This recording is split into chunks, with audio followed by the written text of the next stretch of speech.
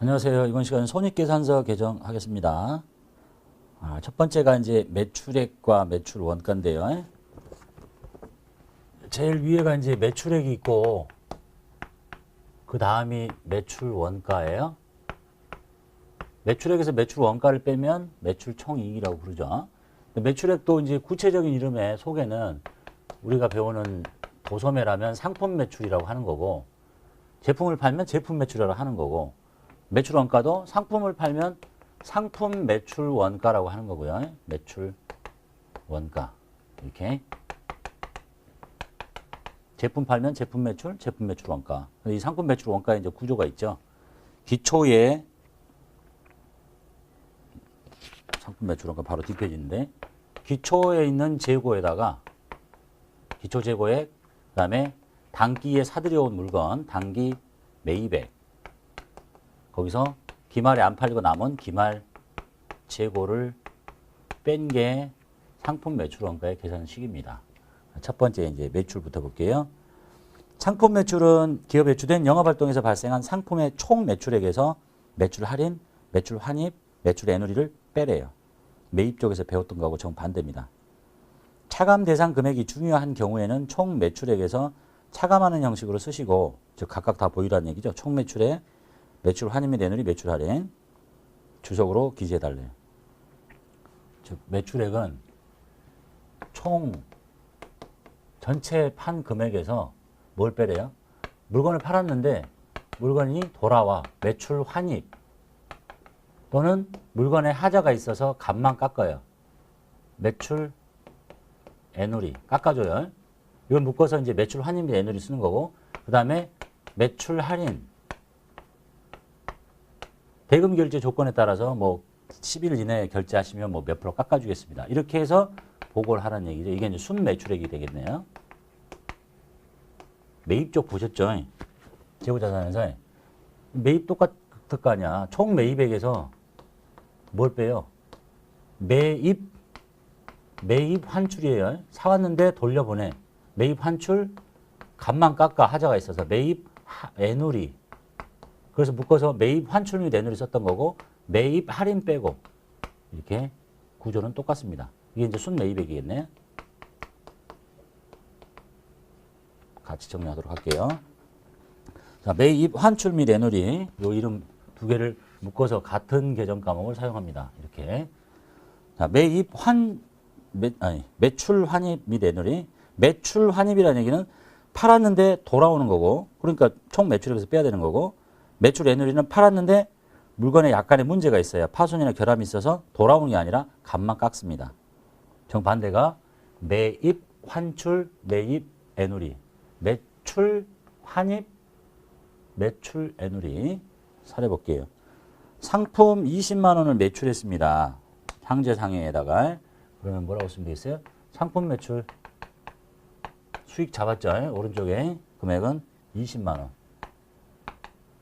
그리고 대금은 한 달 후에 받습니다. 당장 돈 들어온 거 아니죠? 상거래잖아. 외상매출금이라고 하시면 되겠죠. 20만 원 이렇게. 자, 매출한 상품의 일부에서 불량이 있다는 사실을 통보받았어요. 외상대금 20만 원 중, 지금 외상대금 20만 원이죠. 요거 중에서 3만 원을 깎아주기로 했습니다. 뭐가 생긴 거예요? 매출 애누리가 생긴 거죠. 나머지는 현금으로 회수합니다. 자, 외상 매출금 없앨게요. 이제 잡아놨던 외상 매출금을 다 빼고 20만 원 없애고 돈을 받는데 하자가 있더래.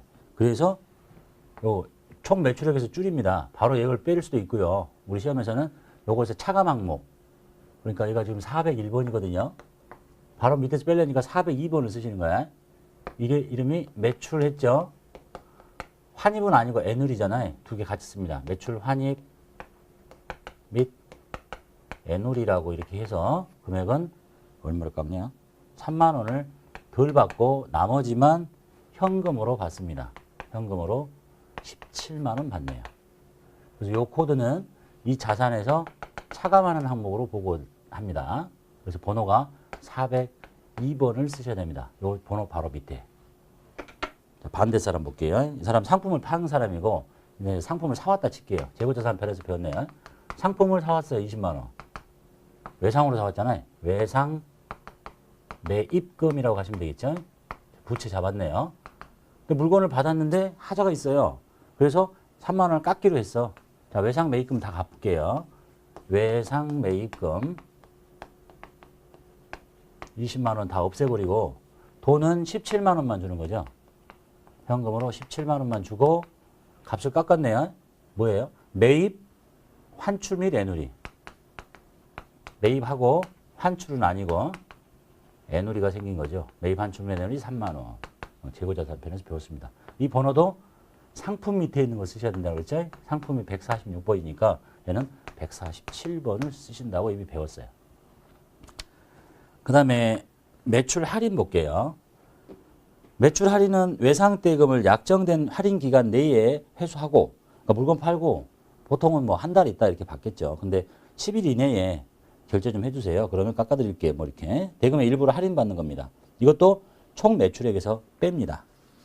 그러니까 번호 이제 요 바로 밑에 번호 쓰는 거죠. 402번, 얘는 403번. 요 밑에 매출 할인이라고 들어 있습니다. 사례 보겠습니다.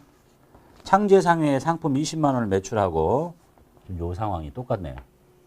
상품 20만 원을 매출하고 대금은 한 달 후에 받기로 했습니다. 이렇게 했겠지. 판매하는 사람도 이렇게 했겠죠. 그 다음에 5일 이내에 현금 결제할 때 10% 할인하는 조건입니다. 내가 지금 파는 사람인데 5일 이내에 현금을 결제해 주시면 이 금액의 10%를 깎아준다는 거야. 10% 2만 원이죠. 자, 그래서 외상대금 20만 원이 할인 기간 내에 조기에 회수가 됐습니다. 그 10% 할인해줘요. 여기다 바로 쓸게요. 자, 외상 매출금이 할인 기간 내에 들어왔네요. 외상 매출금 없애고 20만 원 없애고 10% 할인해 주기로 했으니까 돈은 18만 원밖에 못 받겠죠. 18만 원. 벌어진 차이 2만 원. 뭐가 생긴 거예요? 매출하고 할인해 준 거죠. 여기서 바로 뺍니다. 직접 빼지 않고 바로 밑에 번호 써가지고 매출 할인이라고 합니다. 2만 원. 이것도 매출의 차감 항목이에요. 반대 사람 볼까요? 반대 사람은 팔았죠. 외상 매입금 받습니다. 외상 매입금 20만 원. 그런데 돈은 얼마만 주면 돼요? 18만 원만 주면 되죠. 왜? 빨리 결제했으니까. 쓰는 이름이 매입하고 할인받는 거죠. 매입 할인 2만 원. 이것도 번호가 요 번호 바로 밑에 148번 이렇게 쓰신다고 이미 재고자산편에서 배웠습니다. 자, 그 다음에 이제 상품 매출 원가는 여기 구조죠. 기초에 있는 재고에다가 연도 중에 사온 거 다 더해. 기초가 1000, 연도 중에 5000 사왔어요. 그럼 이게 이제 전체 팔려나갈 수 있는 물건의 가격인데 기말에 2000이 남았더래. 그럼 연도 중에 얼마의 매출을 잡았는지 모르겠지만 6000에서 2000 남았으니까 4000만큼 팔려나갔다라고 이렇게 보고하더라는 얘기입니다. 그게 상품 매출 원가의 계산 구조입니다. 자, 그 다음에 이제 영업수익 매출액, 대표적인 영업비용, 그 다음에 여기다가 이제 요걸 빼면 매출 총이익이라고 하고, 그 다음에 뭘 하나 더 빼요. 나머지 영업비용, 판매비와 관리비를 빼는 거죠. 판매 활동에서 발생하는 판매비와 관리 활동, 관리비, 또는 판매비와 일반 관리비라고도 합니다. 요걸 이제 딱 빼고 나면 영업이익 나면 영업이익, 손해 나면 영업손실 이렇게 하겠네요. 판매비와 관리비 항목은 무슨 이론이 있는 게 아니죠. 남들이 다 이렇게 부르기로 했으니까 그냥 부르면 되는 거예요. 사이사이 다 보셨을 거예요. 판매비와 관리비는 상품 등의 판매 활동과 기업의 관리 활동에서 발생하는 비용으로 매출 원가에 속하지 않은 모든 영업비용을 말합니다. 그러니까 영업비용은 딱 두 개잖아. 매출 원가하고 이거 아닌 나머지가 영업비용이 판매비와 관리비다라는 얘기입니다. 판매비와 관리비는 당해 비용을 표시하는 적절한 항목을 구분해서 표시하거나 일괄 표시할 수도 있다. 일괄 표시하면 적절한 항목으로 구분해서 다시 주석으로 알려달래요. 그러니까 각각 다 쓰면 되는데 묶었어. 그럼 이거 다 묶은 게 뭐가 들어있는지를 이렇게 주석 표시해서 또 알려달래요. 현실에서는 다 구분해 쓰니까 별로 신경 안 써도 됩니다. 그다음에 한편 빈번하게 발생하는 건 아니지만 영업활동과 관련해서 비용이 감소함에 따라 발생하는 대손충당금을 너무 많이 설정해서 돌아오는 환입. 이거는 판매비와 관리비의 음수로 표시합니다. 봐두시면 되겠고요. 첫 번째부터 볼게요. 급여. 이건 뭐 이론이 없으니까 뭐 설명드릴 것도 없죠. 급여. 임직원의 근로 제공에 대한 대가로서 지급하는 인건비, 그걸 급여라고 하고요. 복리 후생비. 임직원의 복리와 후생을 위해서 지출한 거, 뭐 식대 보조금, 경조금, 축의금 뭐 이런 것들. 그다음에 여비 교통비. 임직원의 여비와 교통비를 말합니다. 여비는 비교적 먼 곳으로 출장 가는 경우에 소요되는 경비, 뭐 철도 운임 등등. 교통비는 뭐 시내 출장. 그다음에 접대비. 회사의 업무와 관련해서 고객이나 거래처를 접대한 경우에 거래처에 뭐 경조사비 지급했거나 뭐 거래처 뭐 회사에 뭐 이전할 때 뭐 꽃을 사다 줬거나 뭐 이런 거, 거래처 직원과 식사를 했거나, 통신비, 전신 전화 우편 요금 이런 거. 그다음에 수도광열비. 수도광열비 이름이 합쳐졌네요. 수도요금, 광은 뭐야? 빚내는 거잖아. 전기세. 열은 뭐야? 난방비. 그래서 수도광열비라고 합니다. 수도료, 전기료, 가스료, 연료도 이런 거 다 합쳐서. 그 다음에 세금과 공과금. 여기서 주의하셔야 될 것은 다 세금이지. 세금과 공과 또는 뭐 세금과 공과금. 다 세금인데 주의해야 될 세금이 하나 있죠. 취득세. 이 취득세는 세금이 아니야.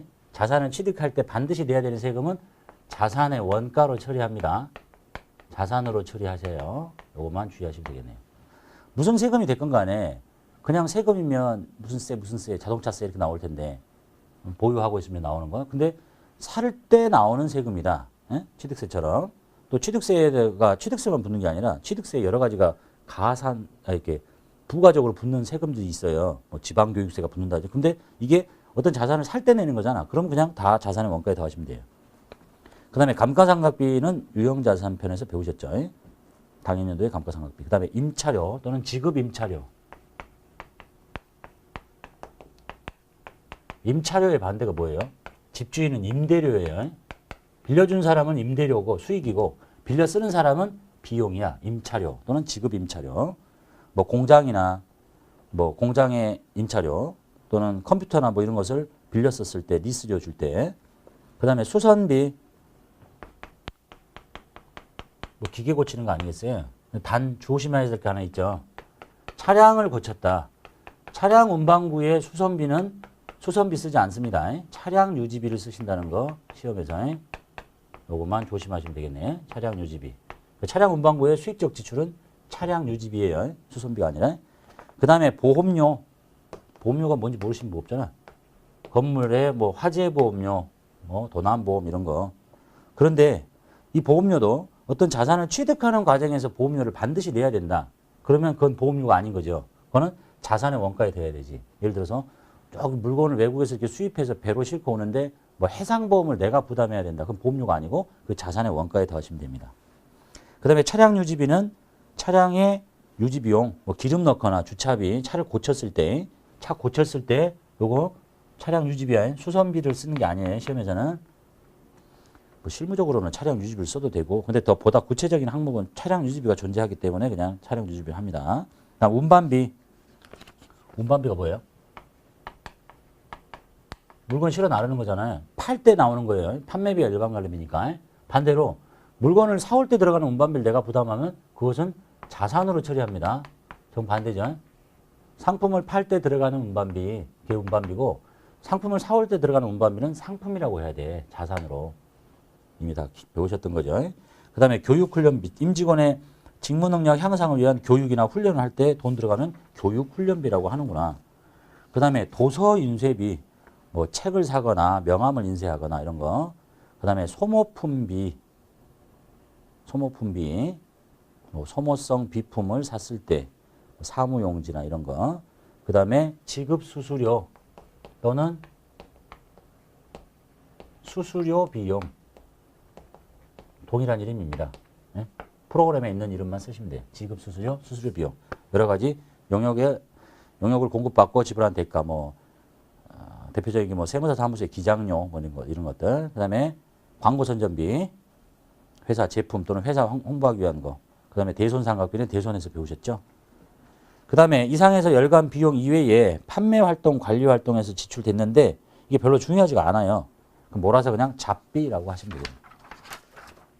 그다음에 영업의 수익과 비용은 동시에 정리할게요. 자, 영업 활동과 관련이 없는 것들. 첫 번째가 이자 수익. 이자 수익 언제 쓰는 거예요? 돈 빌려주고 이자 받을 때. 반대가 뭐겠어요? 이자 비용.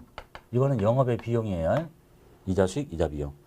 그 다음에 주식 같은 데 투자해가지고 현금 배당을 받아. 그러면 배당금 수익이라고 합니다. 이 반대는 없고, 배당금 수익. 그 다음에 단기 매매 증권을 갖고 있다가 기말 평가를 했죠. 그래서 이익이 나면 단기 매매 증권 평가 이익이라고 하고, 손해가 나면 단기 매매 증권 평가 손실 이렇게 하면 되겠지. 영업의 비용. 자, 단기 매매 증권을 내다 팔아요. 처분 금액이 더 비싸. 갖고 있는 것보다. 그러면 이익 난 거죠. 단기 매매 증권 처분 이익이라고 이미 배우셨습니다. 반대는 처분 손실이겠지. 영업의 비용. 그 다음에 유형자산을 갖고 있다가 내다 파는데 비싸게 팔았어요. 그러면 생기는 이름이 유형자산 처분 이익이라고 하시면 되겠고, 그것도 영업의 수익. 반대는 유형자산 처분 손실이 되겠고, 그 다음에 투자자산을 갖고 있다가 비싸게 팔아요. 그때 벌어진 차이는 투자자산 처분 이익이라고 합니다.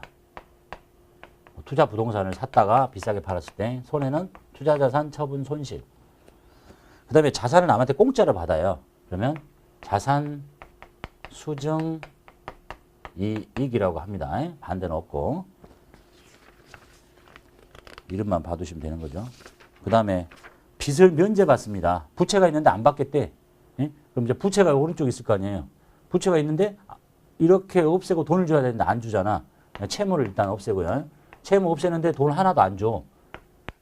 그때 쓰는 이름이 채무 면제 이익입니다. 원래는 현금 주고 나가야 되잖아요. 이렇게 현금 주고. 근데 아무것도 안 준다니까 이때 쓰는 이름이 채무 면제 이익이에요. 그 다음에 보험을 들어놨는데 보험금 지급 사유가 생겨서 돈을 받아요. 그때 쓰는 이름이 보험금 수익입니다. 보험금 수익. 그 다음에 지금 열거된 것 중에 별로 중요하지 않은 영업의 수익은 잡이익 처리합니다. 잡이익. 잡이익의 반대를 보겠어? 잡손실이라고 있습니다. 영업의 비용 중에 별로 중요하지 않는 거. 잡손실. 영업의 비용 쪽 볼게요. 이자 비용 봤죠? 이자 수익의 반대. 자, 기부금이라고 있네요. 기부금은 뭐예요? 이건 업무와 관련 없이 그냥 돈을 주는 거예요. 어디 뭐 양로원에. 업무와 관련 없이 무상으로 기증하는 금전 기타 자산가액을 기부금이라고 합니다. 그 다음에 요거 많이 봤던 거죠. 매출채권 처분 손실. 즉 할인했을 때 나오는 거였죠. 매각거래를 처리할 때 나오는 비용. 할인료는 매출채권 처분 손실. 단기 매매주권 평가 손해났다. 처분 손해났다. 그리고 재해가 일어나서 손해났다. 재해 손실이라고 했네요. 그 다음에 유형자산을 내다 팔고 손해봤다. 투자자산을 내다 팔고 손해봤다. 그리고 요거 뺀 나머지 것 중에 별로 중요하지 않다. 잡손실. 이렇게 구성이 되어 있습니다. 손익계산서 개정 과목은 매출 쪽만 조금 몇 개만 보시면 되겠고 나머지는 이미 다 이런 것들은 뭐 이론이 있는 게 아니잖아요. 남들이 이러이러한 지출들은 또는 이러이러한 수익들은 이렇게 이름을 지읍시다라고 다 약속을 한 거니까 많이 보고 이름만 빨리 생각나시면 되는 정도가 되겠습니다. 자, 여기까지 하고 마치도록 하겠습니다.